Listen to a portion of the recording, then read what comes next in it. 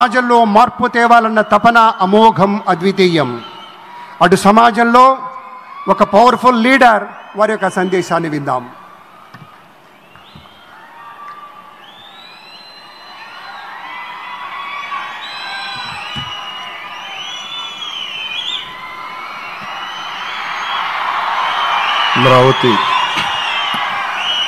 అమరావతి పునఃప్రారంభం సందర్భంగా 34,000 ఎకరాలు ఇచ్చి 29,000 పైచిలకు రైతులు గత 5 సంవత్సరాలుగా నలిగిపోయి ఇక్కడికి వచ్చి రోడ్ల మీదకి వచ్చి ముళ్ళ కంచెల మధ్యలో కూర్చొని పోలీసు లాఠీ దెబ్బలు తిని కేసులు పెట్టించుకొని ఇంట్లో పెద్దవాళ్ళని కానీ చాలామందిని 2,000 పైచిలకు రైతులు ప్రాణాలు కోల్పోయి మీరు నలిగి బాధపడి మీ కన్నీళ్ళు తుడిచే వాళ్ళు ఉన్నారా ఆ రోజునని చాలాసార్లు మహిళా రైతులు నన్ను అడిగారు. ఇది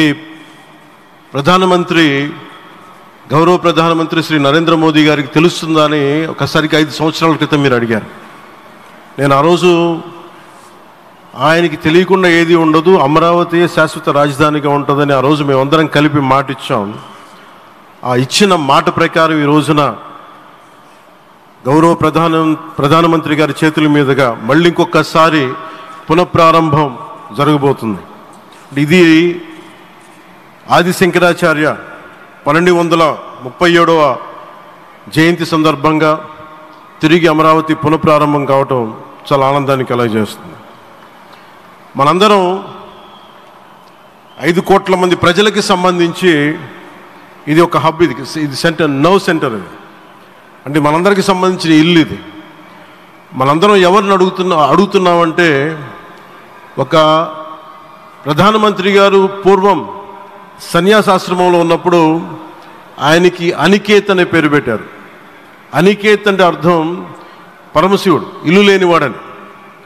అలాంటి ఇల్లు లేనివాడు, కుటుంబం లేనివాడు 5 కోట్ల మంది కుటుంబాలకు, 5 కోట్ల మంది ప్రజల కోసం, ఎన్ని కోట్ల కుటుంబాల కోసం మనందరికీ రాజధానిలో ఒక నగరం నిర్మించడానికి, ఇల్లు నిర్మించుకోవడానికి ఇల్లు లేకుండా 140 కోట్ల మంది ప్రజల బాధ్యత తీసుకొని కశ్మీర్ నుంచి కన్యాకుమారి వరకు, అక్కడ కామాఖ్య నుంచి ద్వారకా వరకు ప్రపంచమే, మన దేశమే తన కుటుంబంగా చేసుకుంటూ ఈ భారతదేశమే తన ఇల్లుగా చేసుకొని తిరిగి పునఃప్రారంభానికి విచ్చేసిన గౌరవ ప్రధానమంత్రి శ్రీ నరేంద్ర మోదీ గారికి మనస్ఫూర్తిగా మన అందరి తరపున, ఆంధ్రప్రదేశ్ ప్రజలందరి తరపున, అమరావతి రైతాంగం తరపున, ఆడపడుచుల తరపున వారికి చేతులెత్తి హృదయపూర్వక నమస్కారాలు తెలియజేస్తున్నాను.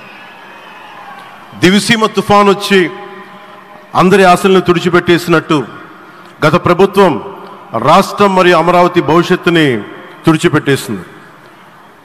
అమరావతి అంటే పరదాలు, సెక్షన్ 30, సెక్షన్ 144 మాత్రమే గుర్తుకొచ్చేలా పనిచేశారు. నువ్వు ధర్మం కోసం నిలబడితే ధర్మం నువ్వు నిలబడేలా చేస్తుంది అనే విధంగా ఆ రోజున అమరావతి రైతులు, రాష్ట్ర ప్రజలు ఈ ధర్మ యుద్ధంలో విజయం సాధించారు.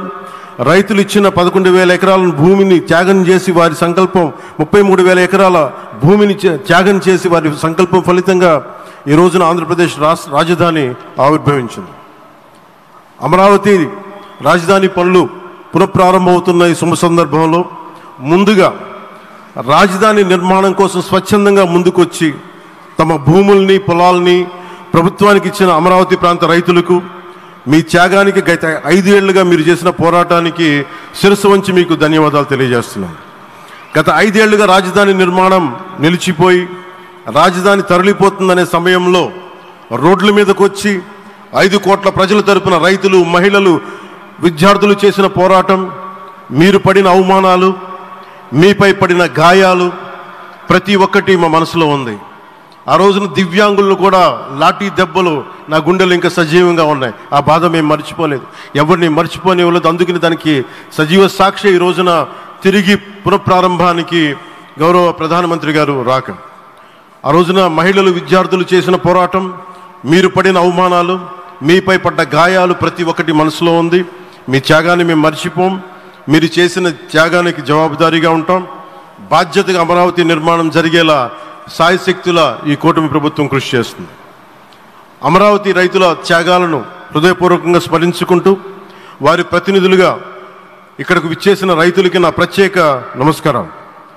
ఈ పోరాటంలో వారికి ప్రతినిధులుగా సన్మానం అందుకుంటున్న మహిళా రైతులు పాత్ర, ప్రత్యేకించి అమరావతి మహిళా రైతుల పాత్ర చాలా అభినందనీయం. మీరు ఎంత నలిగారు, మీరు ఎంత రోడ్ల మీదకి వచ్చారు. మగవాళ్ళు ఆపేస్తే ఆడపడుచులు బయటకు వచ్చి తిరిగి పౌరుషం చూపించారు, ఆంధ్ర పౌరుషాన్ని చూపించారు. మీరికి నా ప్రత్యేక అభినందన. వాళ్ళు చూపిన సాహసం, సహనం అందరికీ ప్రేరణగా నిలుస్తాయి. వేదిక మీద ఉన్న నా మంత్రివర్గ సహచరులకి, గౌరవ ప్రధానమంత్రి శ్రీ నరేంద్ర మోదీ గారికి, విజనరీ అయిన గౌరవ ముఖ్యమంత్రి శ్రీ నారా చంద్రబాబు నాయుడు గారికి, సోదరులు లోకేష్ గారికి, గవర్నర్ గారికి ప్రత్యేకించి నా హృదయపూర్వక నమస్కారాలు, ధన్యవాదాలు తెలియజేస్తున్నాను. అలాగే ఇతర సహచరులకు, సభకు హాజరైన వారికి, రాష్ట్ర ప్రజలకు కూడా నమస్కారాలు తెలియజేస్తున్నాను. ఇక్కడ రైతులు భూమిని మాత్రమే ఇవ్వలేదు, రాష్ట్ర భవిష్యత్తును నిర్మించే ఆశలను, విశ్వాసాన్ని ఇచ్చారు. కానీ 5 సంవత్సరాల్లో గత ప్రభుత్వం ఆ త్యాగాన్ని అవమానించింది. 3 రాజధానులు అస్తవ్యస్త విధానంతో ప్రజల విఘ్నతని, అమరావతిని అగౌరవపరిచింది. ఈరోజు ఈ వేదిక నుండి మేమందరం మీకు హామీ ఇస్తున్నాం. అమరావతి మళ్ళీ ఒక ప్రపంచ స్థాయి సర్వశ్రేష్ఠ రాజధానిగా ఆవిర్భవిస్తుంది. అమరావతి ఒక ఆర్కిటెక్చరల్ జోన్, ఒక కాంక్రీట్ జంగిల్గా మిగిలిపోకుండా జవాబుదారీతనం, న్యాయం, ప్రజాస్వామ్యానికి ప్రతీకగా నిలవాలని ఆకాంక్షిస్తున్నాను. కేంద్రంలో రాష్ట్రంలో స్థిరమైన ఎన్డీఏ ప్రభుత్వం ఏర్పడిన కారణంగా అభివృద్ధి కార్యక్రమాలు వేగంగా సాగుతున్నాయి. మేనిఫెస్టోలో ఇచ్చిన హామీలన్నీ దశల వారీగా బాధ్యతాయుతంగా అమలు చేస్తున్నాం. కేవలం మ్యాచింగ్ గ్రాంట్స్ ఇవ్వని కారణంగా గత ప్రభుత్వం రాష్ట్రం కేంద్రం నుంచి పొందాల్సిన 1000 కోట్లు నష్టపోయింది. కానీ ఈ ప్రభుత్వం కోఆపరేటివ్ ఫెడరలిజం స్ఫూర్తితోటి, పరస్పర సహకారంతో పనిచేస్తున్నాం. రాష్ట్రంలో రహదారులు, రైల్వే, పారిశ్రామిక రక్షణకు సంబంధించి ఈ రోజున ఒక మన అమరావతి కాకుండా రాష్ట్రంలో రహదారులు, రైల్వే, పారిశ్రామిక రక్షణకు సంబంధించి ఈ రోజున 1,07,00,000 కోట్ల విలువైన అభివృద్ధి పనులకి ప్రధాని గారు శంకుస్థాపనలు, ప్రారంభోత్సవాలు చేస్తున్నారు. రాయలసీమలో గుంతకల్ రైల్వే, గోరంట్ల హైవే లాంటి వివిధ కార్యక్రమాలకు, ఉత్తరాంధ్రలో పిఎం ఏక్తా మాల్ లాంటి వివిధ పనులకు ఈరోజు శంకుస్థాపన, ప్రారంభోత్సవం చేస్తున్న ప్రధానమంత్రి గారికి నా హృదయపూర్వక కృతజ్ఞతలు. నేను అవనిగడ్డ ఎన్నికల ప్రచారంలో హామీ ఇచ్చిన దానికి అనుగుణంగా మనందరి ఆశలు మనకి ఆశించిన విధంగా నాగాయలంకలో మిస్సైల్ టెస్ట్ రేంజ్కి ప్రధానమంత్రి గారు ఈ రోజున శంకుస్థాపన జరగడం నాకు చాలా సంతోషంగా ఉంది. Now with Honorable Prime Minister Sri Modi ji and Honorable CM Sri Chandrababu Naidu garu, and together again Amravati will surely become a world-class capital, a 360-degree growth engine for all of Andhra Pradesh. Our youth will no longer have to leave for Bangalore, Chennai or Hyderabad. Soon Andhra Pradesh will create jobs for our people and attract talent from across the nation and the world. దీనికి అమరావతికి ప్రత్యేకించి ఒక వ్యక్తిని మనం స్మరించుకోవాలి. రాళ్లల్లో, రప్పల్లో ఒక మహానగరాన్ని చూసిన వ్యక్తి, ఒక 20 సంవత్సరాలు ముందుకెళ్ళి చూసిన వ్యక్తి. అలాంటి నాయకులు మనందరం కోరుకున్నట్టుగా ఆయన వెనంటే ఆయన ఉండాలి, ముఖ్యమంత్రిగా ఉండాలి అని మేము ఆశించిన విధంగా ఆయన ముఖ్యమంత్రి అయ్యారు. ఆయన సైబరాబాద్ అనే సిటీని ఎలా నిర్మించారో, ఎంత అద్భుతంగా రూపకల్పన చేశారో, అమరావతి అనే ఈ క్యాపిటల్ని కూడా ఆయన అపారమైన అనుభవంతో, ఆయన దక్షతతోటి, ఆయన గవర్నెన్స్ కేపబిలిటీ తోటి, అడ్మినిస్ట్రేటివ్ కెపాసిటీ తోటి ఇది అద్భుతమైన మహానగరంగా తీర్చిదిద్దుతుంది. ఇది ఆంధ్రప్రదేశ్కే కాదు, భారతదేశానికి తలమానికంగా అవుతుందని మనస్ఫూర్తిగా నేను ఆశిస్తున్నాను. అలాగే ప్రత్యేకించి ఈ రోజున మనం ప్రధానమంత్రి గారిని చాలా లోతుగా మనం అర్థం చేసుకోవాలి. ఈ రోజున కశ్మీర్లో దాదాపు 28 మందిని చంపేశారు. అలాంటి క్లిష్ట సమయంలో రాష్ట్రం, దేశం మొత్తం యుద్ధం వైపు వెళ్తున్న సమయంలో, అలాంటి కీలక సమయంలో ప్రధానమంత్రి గారు ఇక్కడికి వచ్చి లోపలంతా బరువు, గుండెల్లో బరువు పెట్టుకొని వేదన ఉండి కూడా అమరావతి రైతులు చేసిన త్యాగాలను మర్చిపోకూడదని చెప్పి ఇంత ఇబ్బందుల్లో కూడా ఆయనకు వచ్చినందుకు మనస్ఫూర్తిగా ఒక్కసారి మనందరం ప్రధానమంత్రి గారికి గౌరవ సూచకంగా మనందరం కృతజ్ఞతలు తెలియజేయాలి. The Pahalgam terrorist attack has been one of the darkest days for the entire country. Even the blood was spilled in Kashmir. The blood spilled in Kashmir, it created tremors in the entire nation. And we had seen it personally, witnessed personally, the pain of the victims.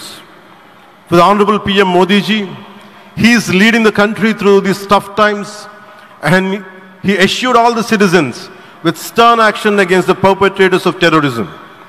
I know this is very sensitive time, and Modi ji is carrying the nation's burden.